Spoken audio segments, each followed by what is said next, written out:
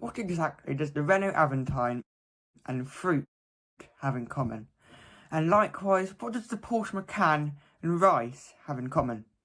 This might not be the most obvious analogy in the world, but the answer is shelf life. You see, the Renault Aventine was only in production for 2 years. That was from 2002 all the way to 2003. That's better than this trust, I suppose. But the Porsche Macan has been around since 2014, and that's 8 years. And there are still a couple more years until the new EV variant of this car comes out. But the question is, are these cars been around for absolute ages worthwhile buying today?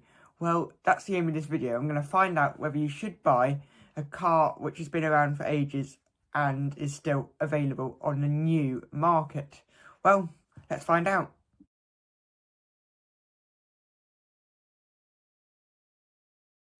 I'd say the best place to start then is with the Porsche Macan I've already mentioned.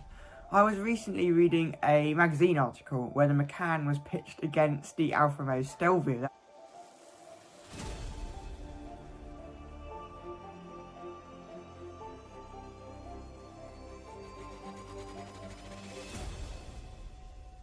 Was a car released back in 2017, so not incredibly long ago. Even so, when comparing the two cars' interiors, the Porsche Macan was absolutely leaps and bounds ahead of this Alfa Romeo. The Macan did have a facelift, I suppose, but still, this is a car all the way back from 2014. The Macan also drives incredibly well from a car this age. If you avoid the 4-cylinder engines, I'd probably go for one in the GTS spec. You're going to get an excellent engine and an excellent drive. And what you might not expect from a car of this age is just how good the retained values of this car. The side effect of this is that you can't get very good discounts on the Porsche Macan despite it being around for a while. But the Macan, as I just said, does often appear on the top 10 list of least depreciating cars. Another car which is being replaced by a new model is the BMW 7 Series. But that isn't to say there aren't any nearly new ones available on Auto Trader, because I found a rather lovely 750i with a V8 for £76,000.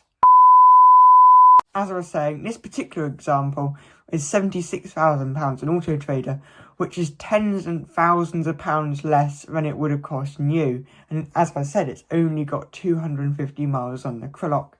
This new would have cost about £150,000 for the first owner. But let's step back to 2015 when this car was released. This generation of BMW 7 Series, like every other generation of BMW 7 Series, drove incredibly well.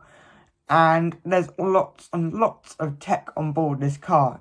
I mean, it might not be quite as much as on the new generation, which has all the cinema screens, and you can see this video by checking out my new cars playlist. It's the most popular video to date with 1,500 views or so. But this generation of 7 Series also had great engines as well. The 740 diesel is my particular favourite, and is probably my favourite diesel engine ever produced. The plug-in hybrid also suits this car incredibly well, but the range on this is pretty hopeless compared to the equivalent Mercedes-Benz S-Class. The 7 Series did also have a major facelift back in 2019, where it got incredibly ugly with lots and lots of big grills, and they also updated quite a lot of the ageing stuff on this car. The next car I'm going to mention is actually quite a sad story, because only recently has Ford announced the end of the Fiesta production run. And at the time of making this script, I didn't know that Ford was also going to pull the plug on the Focus as well.